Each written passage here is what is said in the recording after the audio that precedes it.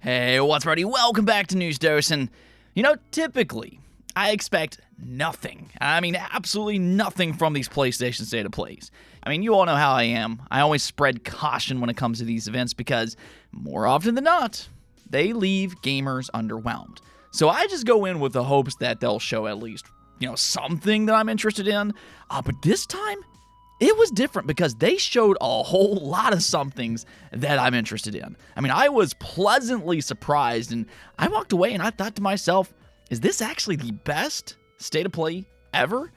I mean, at the bare minimum, it has to be their best state of play in years, and today we're going to go over all of the reasons as to why. We're going to get into some of my highlights and the games that you should put on your radar. So, let's just going to get things kicked off with their opening, which was Kena Scar of Cosmora, which is a sequel to the promising Kena Bridge of Spirits. The first game was a part of the PlayStation 5 launch lineup as a timed exclusive, which they're going to do again here.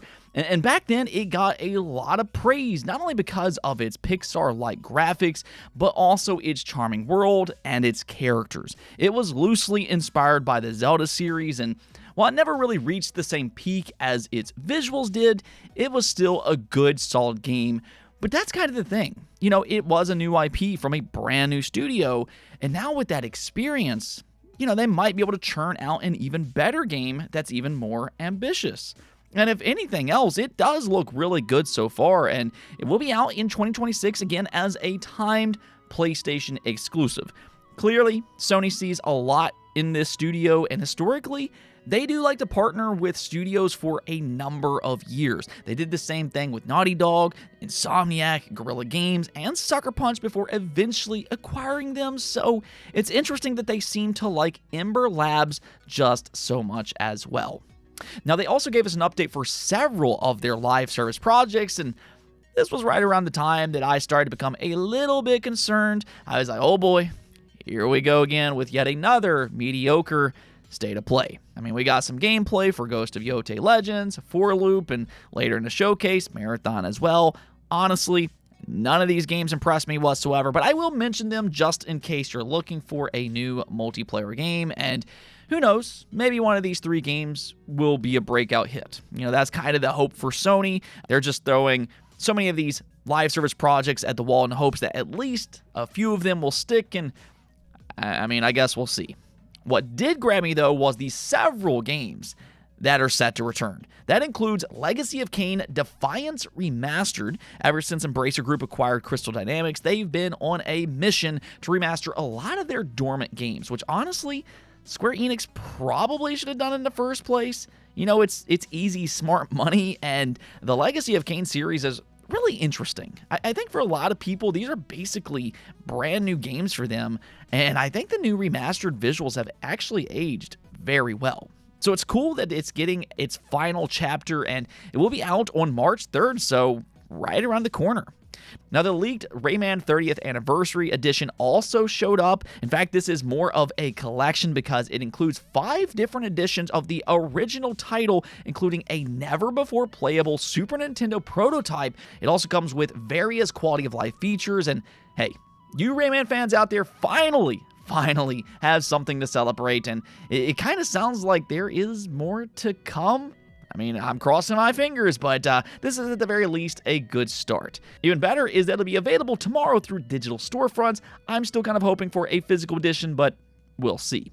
Oh, and Konami is back in a major, and I mean a major way. I mean, they've done a good job here in the last few years, but if you ever wondered if that was just a blip, well, they answered that today. Metal Gear Solid Collection Volume 2 finally got its announcement, and yes, it includes Metal Gear Solid 4, which is a massive announcement. I mean, this is actually one of my favorite games of all time. I love this game, but the thing is that it's been locked to the PlayStation 3 since it first launched. So it's never released on another platform before, and for a long time, a lot of people actually thought it would be impossible because of how much it relied on the PlayStation 3 and its hardware. A lot of people figured this would be very hard to port over somewhere else, but well, Konami pulled it off, and it will be playable on more platforms this August. I mean, I cannot wait to dive back into this game once again. I am just so pumped. I'm so glad to see more people finally get to enjoy this game as well. But if you're a Metal Gear Solid fan, there was a lot more to this announcement than just this.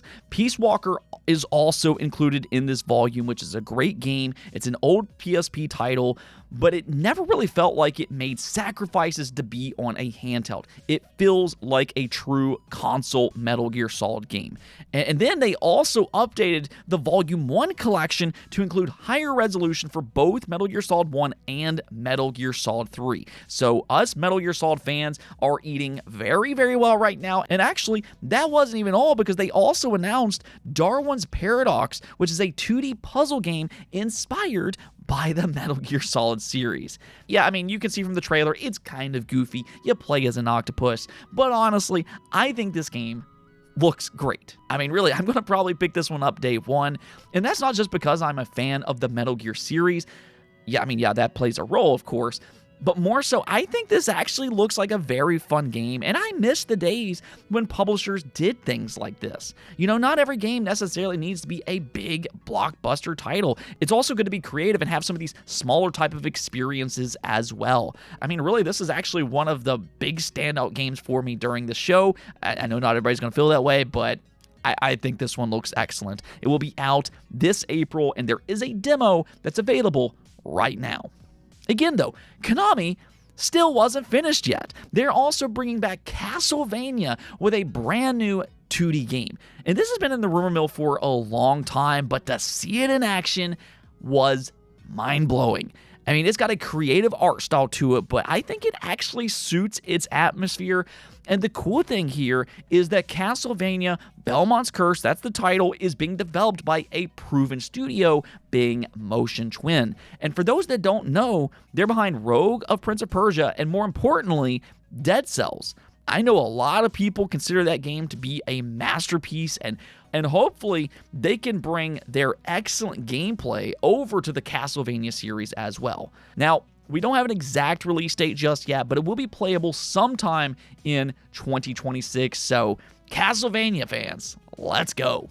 And that's still not everything from Konami, because they also revealed Silent Hill Townfall, which is a much bigger game than I was expecting it to be. And one thing it seems like Konami is trying to do with the Silent Hill series right now is that they're exploring new locations. Silent Hill F was located in Japan, and Townfall is located in Scotland. My only thing, though, is that it is set in first person, and I think that's going to upset some longtime Silent Hill fans. But what I will say is that I'm cautiously optimistic after watching this trailer.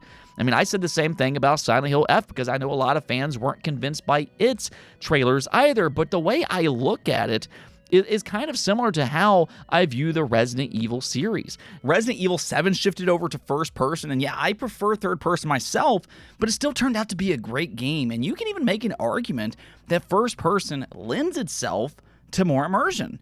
So I just want to see how this turns out, because I think the trailer looked pretty good. If anything, though, it will be out in 2026, so we're not going to have to wait all that long, which also kind of goes to show you that Konami was absolutely serious about turning the Silent Hill franchise into an annual series. So to go from no new games for years and years to a new game pretty much every single year is quite the drastic shift for longtime Silent Hill fans. And then the last two games I want to talk about is God of War. Yeah, they announced multiple God of War games, and you can even say that they announced 4 different God of War games, because the first of which is the God of War trilogy remake, and that right there shocked me. I mean, we've heard rumors about them remastering the original trilogy, but no, apparently they're taking things a step further with full-blown remakes. And let me tell you, these games are absolutely amazing. I mean, I think the older I've become, the more I've come to appreciate the original games, because they really are a masterclass when it comes to gameplay. I mean, even all of these years later, they sit among the pantheon of great action games because of their spectacle, their gore, the storytelling, the visuals, the puzzles, and just absolutely everything. They are so fun to play, to the point I actually prefer them over the new God of War games. And I know a lot of people would probably find that to be blasphemous, but for me, God of War 2018, yes, was a masterpiece. I absolutely adore that game. In my opinion, it's one of the best games of all time. But Ragnarok, on the other hand, I can't help but say that it left me disappointed. I felt like they rushed its story, and the hint system drove me absolutely crazy. I mean, that one feature is just so far removed from how I think about a God of War experience. A series that has consistently challenged me over the years to this very hand-holdy experience.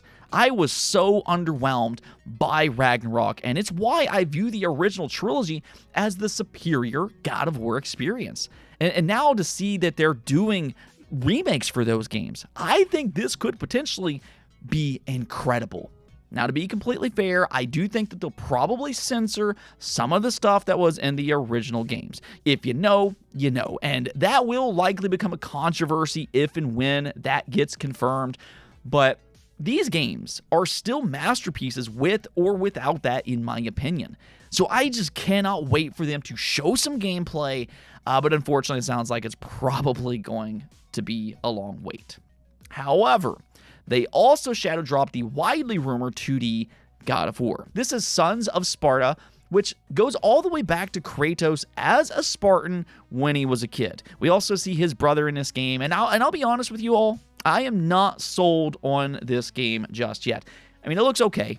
I don't know. It might surprise me, and I hope it does at its $30 price tag.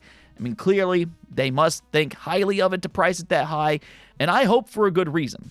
Cross my fingers if anything else. But however, they didn't announce it as a multi-platform game. There were a lot of rumors that it would be. We talked about that yesterday. But at least for right now, it's only available on the PlayStation 5. Now, who knows? Maybe it'll come to the Switch 2 and PC, at a later date. We'll see about all that. But again, for right now, it's only available on the PlayStation 5. Overall, though, I thought this showcase was really good. Honestly, I think it was Sony's best showcase in years. And we didn't even talk about every game there. I mean, there were games like John Wick, Beast of Reincarnation, the new 007 game, Marvel Tokon, a brand new Star Wars racing game. I mean, that game looked really good, and it took me back to my childhood. I remember playing the old Star Wars racing game on the Nintendo 64. But this game, it takes that and it combines it with Burnout for just an incredible looking experience. Now, there was also games like Yako Shinobi Ops, which takes elements of the old Tenchu games. So, yeah, I'm just going to say that this was a 10 out of 10 showcase for me, and I rarely give showcases that good of a grade. The only other time I think that I've done that was with the Xbox Developer Direct just from a couple weeks back, but wow. I was really impressed, and I'm going to give today's PlayStation State of Play a 10 out of 10. There were just so many games that I'm hyped about, but let me know what you all think. Did you like this showcase, and what letter grade would you give it? Let me hear it in the comments below. Anyways, though, that's going to be it for this episode, but until next time, make sure to subscribe, ring that bell, and peace out.